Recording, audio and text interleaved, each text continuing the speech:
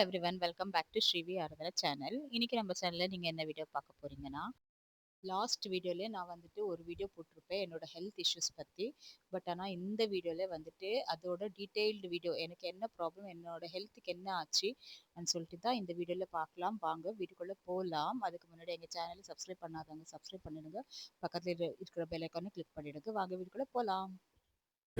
நாளைக்கு மத்தியானம் மேலே பண்ணிக்கலாம் ஆப்ரேஷன்னு சொன்னாங்க.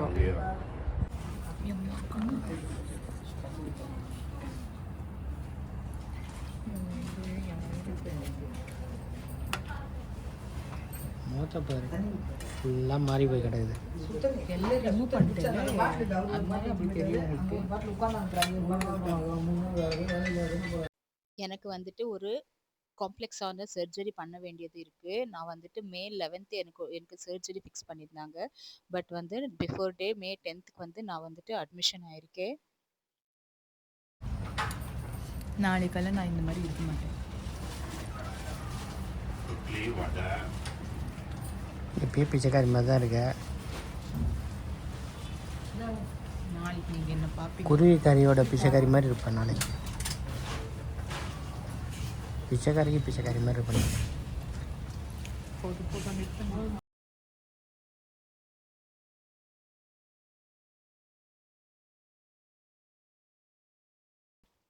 இது வந்து மே 10th மார்னிங்கே நான் வந்துட்டு அட்மிஷன் போட்டாச்சு. அட்மிஷன் ஆயிட்ட பிறகு வந்து எனக்கு எல்லா டெஸ்ட்டும் எடுத்தாங்க. பிளட் டெஸ்ட், எக்கோ டெஸ்ட், அந்த டெஸ்ட் இதுன்ட்டு எல்லாம் இசிஜி எல்லாமே எடுத்தாச்சு. எடுத்துட்ட பிறகு எனக்கு வந்துட்டு பிளட் கொடுக்க வேண்டிய நிலைமையில இருந்தது. ஏன்னா அனிமியா ப்ராப்ளம் இருக்கு. எனக்கு 6 பாயிண்ட் இருந்தது.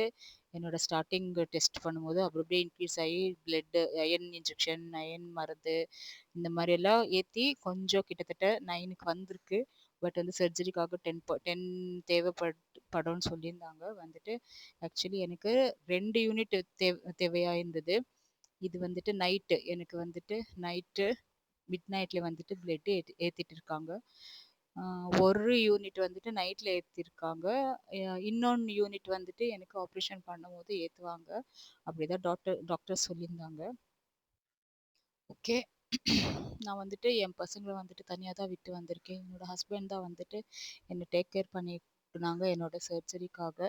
இப்போது நைட்டு பிளட்டு ஏற்றிட்ட பிறகு ஏர்லி மார்னிங் ரெடி ஆகிட்டேன் நான். என்னோட ஹஸ்பண்ட் வந்துட்டு எனக்கு பிரேக்ஃபாஸ்ட்டு என் டாக்டர் என்ன சொன்னாங்கன்னா, ஈவினிங் 4 o'clock மேலே சர்ஜரி வச்சுக்கலான்னு சொன்னாங்க. ஸோ வந்துட்டு பிஃபோர் 8 hours வந்துட்டு ஃபாஸ்டிங் இருக்கணும் சர்ஜரிக்கு முன்னாடி. அதனால காலையிலேயே 6 o'clock எங்கள் ஹஸ்பண்ட் போய் எனக்கு டிஃபன் வாங்கின்னு வந்துட்டாங்க. சட்னி ஐயோ ஐயோ சாப்பிட்டுட்டு இருப்பியா? போயிட்டு பசங்களை பார்க்கட்டும்.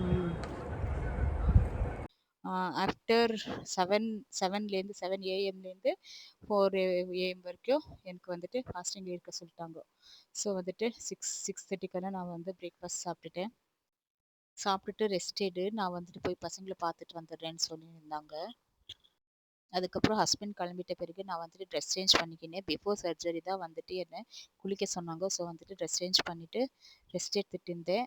அதுக்கப்புறம் 4 o'clock 3:30 டக் ஆரம்பிச்சிச்சு. ஓகே. நைட்டி போய் குளிச்சுட்டு வந்துட்டு ஆப்ரேஷன் ட்ரெஸ்ஸை மாற்றிக்கிட்டேன். Here is the duck situation started. வெற்றியுடன் திரும்பி இன்னும் கொஞ்சம் மேலே 2 minutes. அப்புறமா அழுதுட எப்படி இருந்தாலும். ஆமாம் ஆமாம், அந்த இது இதில் இருக்கு பாருங்க.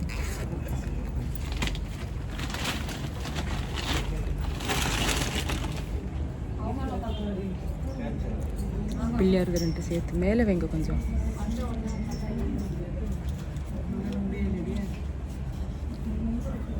மேலே வைங்க. ரெண்டுமே வச்சுட்டீங்களா? விபூதி இருக்கு. அதுவும் மேலே வைங்க. நல்லா தெரியவே இல்லை.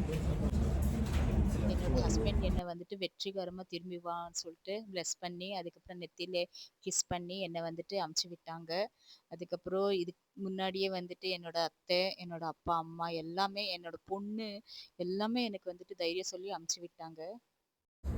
எங்கே போகிற? அதுக்கு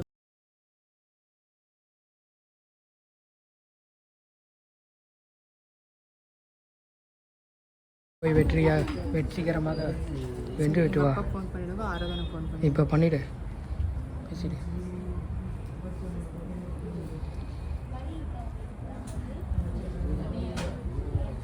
நீங்க வாங்க. ஐயோ என்னென்ன இப்படி பண்ணிட்டு எல்லாம் தெரியுது. இதுதான் ரியல் முகம். ஓவரா பேசாதீங்க.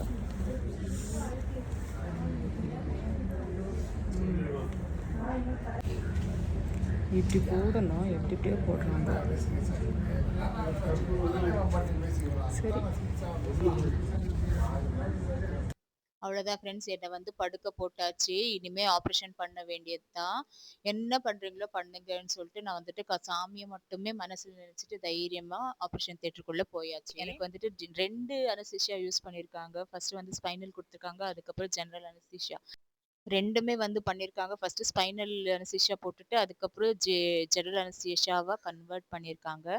ஆஃப்டர் 6 ஹவர்ஸ் ஆஃப் சர்ஜரி என்னோட நிலைமை, தைரியமா போன பொண்ணோட நிலைமை இது.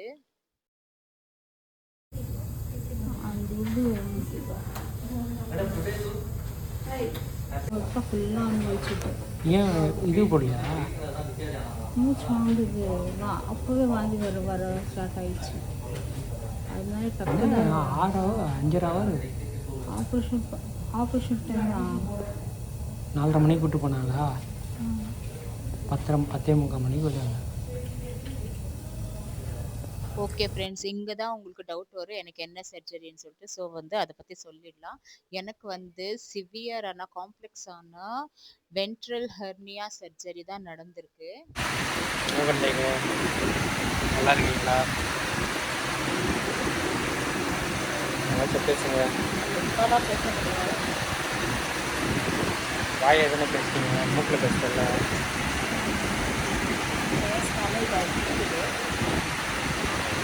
பைப் உள்ளே போயிருக்கோ.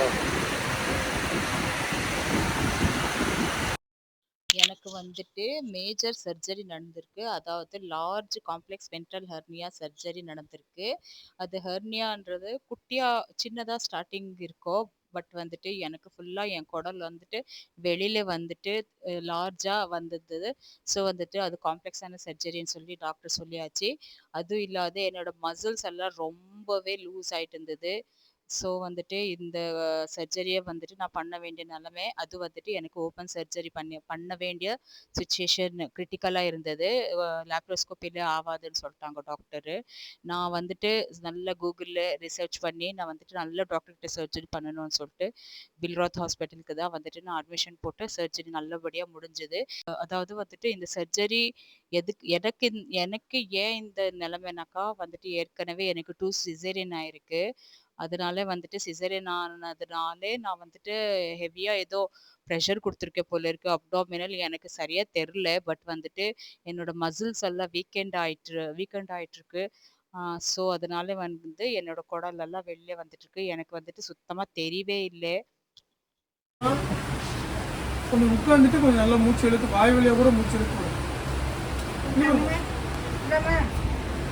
தேங்க்யூ.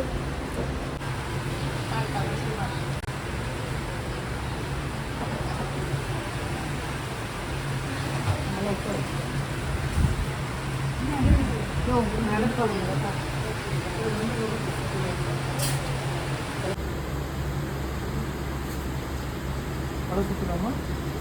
நடக்கலாமா? லைட்டாக இருக்கு. இல்லை இல்லை, நீ குறையலை அப்படின்னாங்கன்னா உட்காந்து சரிங்களா? இல்லை எனக்கு தலை சுற்றலன்னா நடக்கலாம். இல்லை அதுவாக நடக்கும்.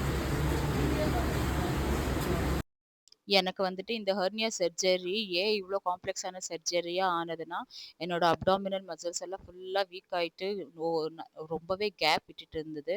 ஸோ அதாவது குடல் வந்து சரிப்படுத்துறதுக்காக அப்டாமினல் ரீகன்ஸ்ட்ரக்ஷன் சர்ஜரி பண்ண வேண்டியதா இருந்தது. அதாவது இந்த ஹெர்னியா சரி பண்றதுக்காக வந்துட்டு டார் டெக்னிக் யூஸ் பண்ணியிருக்காங்க. டார்ன்றது வந்துட்டு என்னோட அப்டாமினல் வந்துட்டு ரீகன்ஸ்ட்ரக்ஷன் பண்ணுவாங்க. அதுக்கு முன்னாடி எனக்கு போன வீடியோல நான் சொல்லியிருப்பேன். எனக்கு வந்து பாட்டக்ஸ் இன்ஜெக்ஷன் போட்டிருக்காங்க. அது வந்து மசில்ஸ் எல்லாம் கொஞ்சம் ரிலாக்ஸ் பண்ணும். அது வழியா எனக்கு என்னோட மசில்ஸ் எல்லாம் திருப்பி ரீகன்ஸ்ட்ரக்ஷன் பண்றதுக்கு ஹெல்ப்ஃபுல்லா இருக்கும். ஸோ வந்துட்டு ஹர்னியா சர்ஜரி இல்லாம வந்துட்டு டார் டெக்னிக் யூஸ் பண்ணியிருக்காங்க. அது வந்துட்டு 2 மெஷ் வச்சுட்டு என்னோட அப்டாமினல் வால் வந்துட்டு ரீகன்ஸ்ட்ரக்ஷன் பண்ணியிருக்காங்க. அதுவும் ஓப்பன் சர்ஜரி பண்ணியிருக்காங்க. 6 ஹவர்ஸ் சர்ஜரி. ஸோ வந்து டாக்டருக்கே வந்து இது வந்து டஃப்பான டாஸ்க்காக இருந்தது. பட் வந்து சக்ஸஸ்ஃபுல்லாக காடோட பிளெஸ்ஸிங்னாலே வந்துட்டு என்னோட சர்ஜரி நல்லபடியாக முடிஞ்சது. நான் எப்படி சாமிக்கிட்ட வேண்டிட்டு போனேனோ அதே மாதிரி நான் ஹாப்பியாக வந்துட்டு எனக்கு ஹாப்பியாக வந்து என்னோட சர்ஜரி முடிஞ்சது. ஸோ வந்துட்டு எனக்கு இந்த சர்ஜரி நல்லபடியாக முடிச்சு கொடுத்ததுக்கு அந்த டாக்டர் வந்துட்டு ரொம்பவே நான் தேங்க்ஃபுல்லாக இருப்பேன் எப்போவுமே லைஃப் லாங்கு.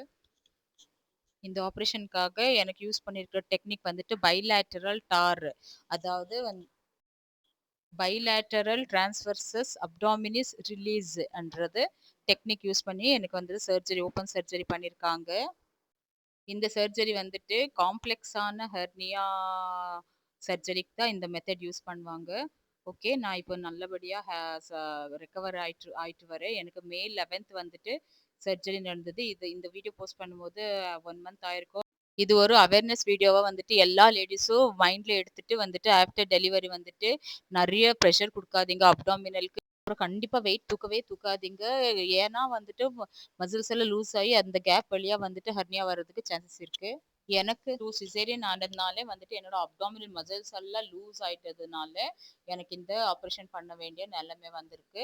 ஸோ வந்துட்டு எல்லா லேடிஸும் வந்துட்டு கேர்ஃபுல்லா இருங்க. உங்களுக்கு எதனா டவுட்ஸ் இருந்தாக்கா நீங்க வந்துட்டு கீழே கமெண்ட் பாக்ஸ்ல கமெண்ட் பண்ணுங்க. நான் வந்து கண்டிப்பா ரிப்ளை பண்றேன். ஓகே ஃப்ரெண்ட்ஸ், நெக்ஸ்ட் வந்துட்டு நான் டிஸ்சார்ஜ் ஆன vlog வந்து பாருங்க. அதுலயும் உங்களுக்கு எதனா டவுட் இருந்தா கமெண்ட் பாக்ஸ்ல கேளுங்க. ஓகே ஃப்ரெண்ட்ஸ், பாய்.